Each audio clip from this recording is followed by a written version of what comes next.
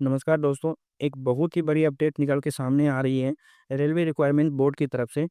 Railway requirement board ने RRB NTPC graduation level का exam सीटी जारी कर दिया गया है। जी हाँ दोस्तों, एक बहुत बड़ी अपडेट निकल के सामने आ रही है, जो कि आरआरबी एनटीपीसी ग्रेजुएशन लेवल का जो एग्ज़ाम सीटी है, वो जारी कर दिया गया है रेलवे रिक्वायरमेंट बोर्ड की तरफ से। और एक बहुत ही बड़ी इन्फॉर्मेशन रेलवे रिक्वायरमेंट बोर्ड की तरफ से आई है स्टूडेंट्स के लिए, उन स्टूडेंट्स के लिए जो 2025 में आरआरबी एनटीपीसी ग्रेजुएशन लेवल का एग्ज़ाम देने वाले हैं।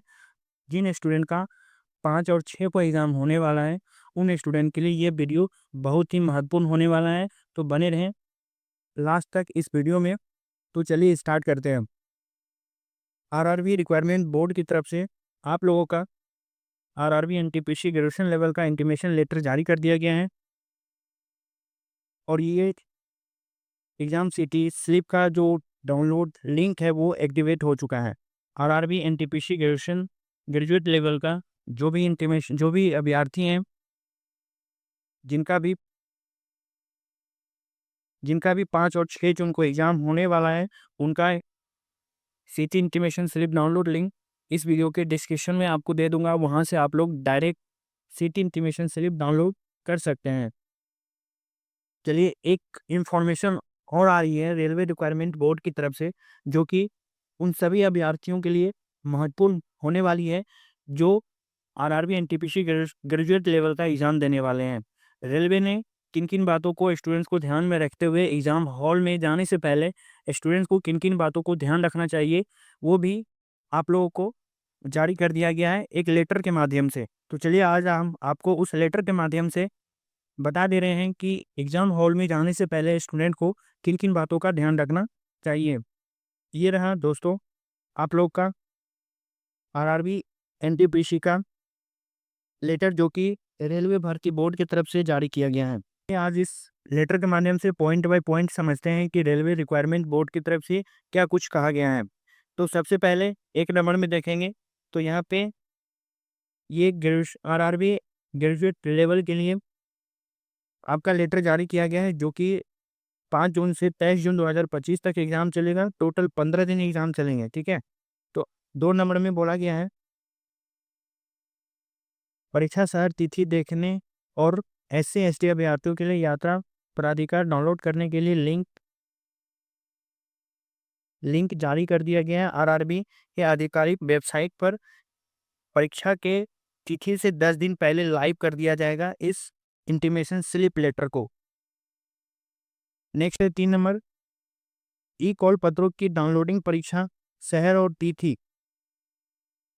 तिथि सूचना लिंक में उल्लेखित परीक्षा तिथि से 4 दिन पहले शुरू होगी। जो आप लोगों का एडमिट कार्ड डाउनलोड होगा वो परीक्षा के डेट से 4 दिन पहले डाउनलोड हो जाएगा आप लोगों का। 4 नंबर में बोला गया है, परीक्षा हॉल में प्रवेश से पहले अभ्यर्थियों का आधार से जुड़ा बायोमेट्रिक प्रमाणीकरण परीक्षा केंद्र में किया जाएगा।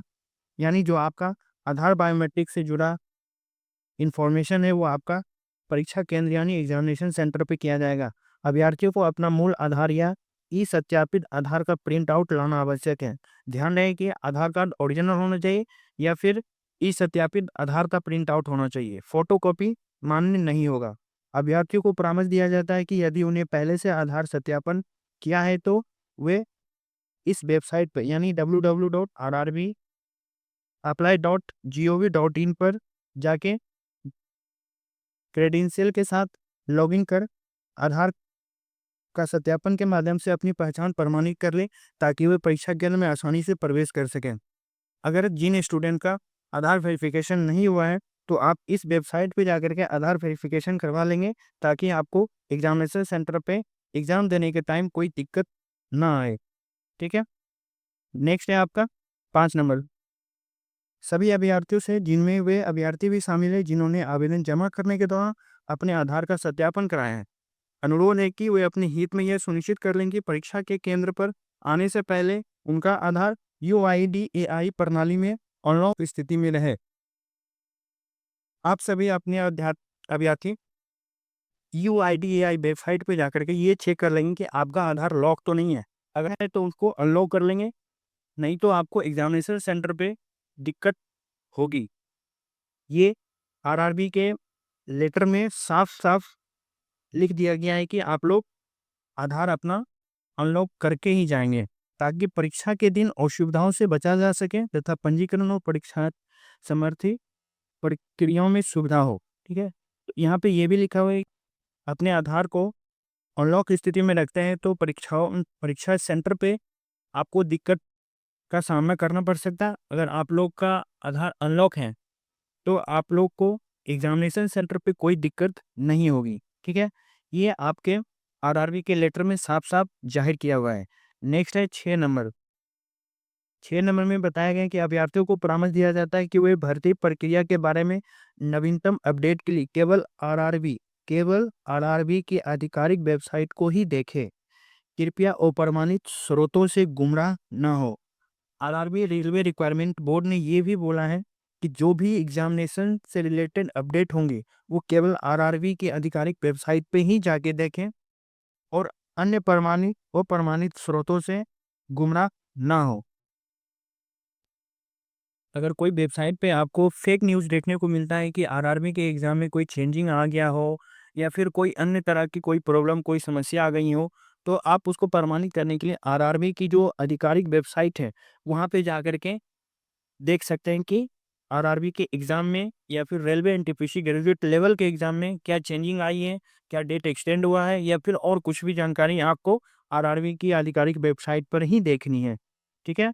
नेक्स्ट है 7 नंबर, उन दलालों से सावधान रहें जो अवैध तरीके से नौकरी दिलाने के झूठे वादे करके अभ्यर्थियों को गुमराह करने की कोशिश करते हैं। और आप लोग उन दलालों से सावधान रहें जो अवैध तरीके से नौकरी दिलाने के झूठे वादे करके अभ्यर्थियों को गुमराह करने करने की कोशिश करते हैं। आप लोग इस चीज़ से बचेंगे। ठीक है, आरआरबी में चयन कंप्यूटर आधारित टेस्ट यानी सीबीटी पर आधारित होता है। आपका जो रेलवे एनटीपीसी ग्रेजुएट लेवल का एग्जाम होगा वो सीबीटी पर आधारित होगा और भर्ती केवल अभ्यर्थियों की योग्यता के आधार पर होगी।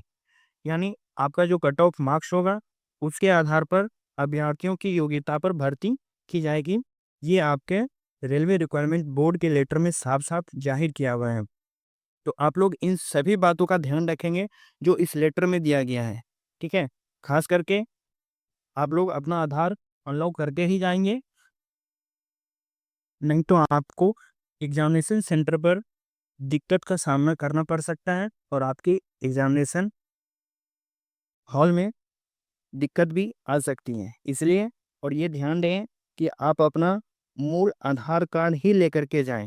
फोटोकॉपी का आधार कार्ड नहीं चलेगा। या तो मूल आधार कार्ड या ई सत्यापित आधार कार्ड का ही प्रिंट लेके जाएं।